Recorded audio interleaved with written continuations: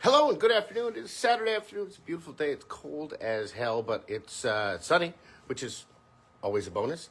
I'm a big fan of looking at the positive side of life. Wanted to come in here real quick today. Gonna do a short work, so I gotta go see my buddy Joe. But I just got thinking.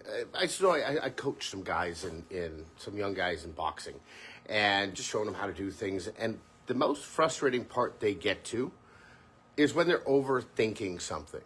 It's really difficult to get your mind and your body to move at the same time. And there's weird things that we do, and these guys are starting to pick up these weird habits because they're getting to a point where they're consciously aware of what they're doing, even though they're not able to change it. So let's back up. Let's cover that. There's 4 stages of awareness. There's what is it? Oh gosh, I'm not even gonna be able to say it. There's unconsciously incompetent. Then there's consciously incompetent. I don't know what Facebook just did something weird. It showed me something. I don't know what that meant. Anyhow, there's unconsciously incompetent, consciously incompetent, consciously competent, and then unconsciously competent. We've covered this before, but it's basically the level of progression of knowledge. So they're at the point now where they're starting to become consciously competent. There's still some things, though, that they're like, I can't believe I'm not getting that. And it's a really frustrating point. But I realize as I'm coaching them and I'm trying to help them understand how this works, and here's how this ties into everybody, they're overthinking it. And that actually ends up hindering the, hi Joe, I see you're watching. I'm coming to see you right after this. Thank you for the like. That actually hinders the ability to learn because we overthink it. Now, I'm not saying we don't use our brains and that we should never think through something, but the fact of the matter is, here's another example. And this is actually one from my childhood. I remember I was riding my bike with my buddy, and we went to where this old dump used to be here in Dunville. And there was bike trails through there. And there was one spot where it was a really steep hill. And it was probably, 3 feet down, but at the time it felt like a 20-foot ramp. And my buddy was going down it like crazy. Over it, no problem. Just kept going. I finally worked up the nerve to get up to the edge of that precipice, and everything in my body said, do not do this. And I was so scared. And I overthought it. Everything in my body was like, don't do this. Fear, comfort zone. And then finally I said, screw it. I'm going to do it. And I went over the edge of that giant ramp and went ass over tea kettle, ate shit, skinned my knees, hurt my face. I think I hit face first. And it sucked, but it didn't kill me. Moreover, I got up and did it again. This time I went down it, no problem.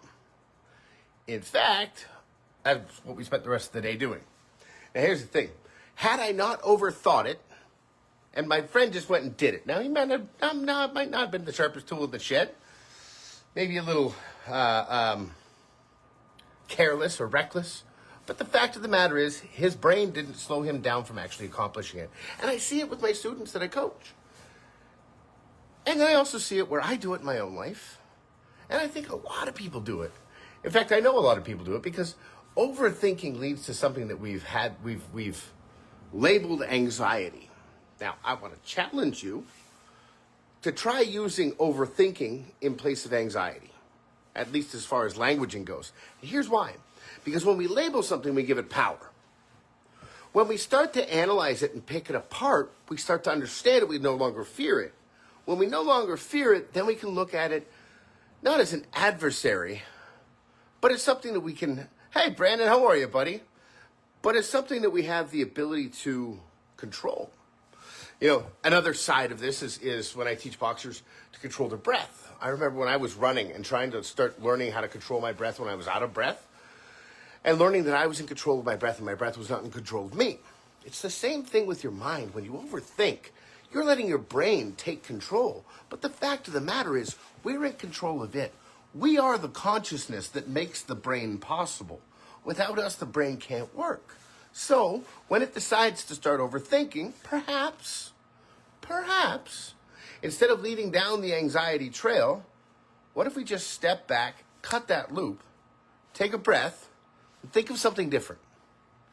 Now, this is actually called a pattern interrupt. This is an actual tool in NLP where people will get down their thought loops that lead to their anxiety. And I didn't mean to do that in time with the fan, but it kind of worked. There's a downward spiral when that loop starts to happen. Awesome, buddy. Glad to hear that. I haven't seen you in a long time, brother. When we go down that loop, it becomes self-perpetuating. Unfortunately, it drags us down into a final point where, some people have panic attacks. An ex-girlfriend of mine used to have this really bad. She'd have like 3 to 5 a week, maybe more, and to the point where she would almost pass out, or she would pass out. Now, here's the thing. With panic attacks, the worst thing that's going to happen is you're going to pass out. It's just where you pass out that might be the thing that really messes with you. However, it is possible to stop this process. And I've done it. It's a dumb thing, but for her, it was cat videos. When we first started dating, there was cat videos that she loved them. So when she would I could see she was starting to work herself into this. I would pull out my phone, find the dumbest, funniest cat video that I could, and it would break. I'd be like, here, watch this. And it would break her loop. And that thought pattern wouldn't happen, and the spiral wouldn't happen. And all of a sudden, there was no panic attack. And all of a sudden, slowly at first, and then all of a sudden, it didn't happen anymore.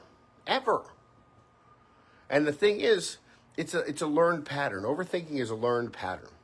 If we can learn to recognize the pattern, because awareness is the first step to change, when we learn to recognize the pattern, then we can learn how to work with it. Because it's going to happen. We're all going to overthink. We always do. But when you recognize that pattern is happening, that you are overthinking, stop, take a breath. This is what I have my fighters do. They stop, take a breath, take a quick walk around, shake out their arms, and then come back. And all of a sudden, they're able to do what I was telling them to do in the first place. This is how our brains are wired. So if you start overthinking, don't get into that spiral. Stop. Take a breath. Think of something else. And move on. Because I promise you, overthinking it does not make it better. Overthinking it is always going to make it worse. It's very seldom that we have a great outcome when we overthink something in our mind. Anyhow, that's it for me today. I got to go run. Have a fantastic day. Until tomorrow. Oh, by the way, thank you for the likes. Thank you for the shares. Please continue to do so. I really love it. It really supports me. I had a new follower come on. I will get you a link for the book, my friend. Thank you so much, guys. I love you. Have a fantastic day. Till tomorrow. Know that I love you. I'm going to repeat that. I'll see you soon.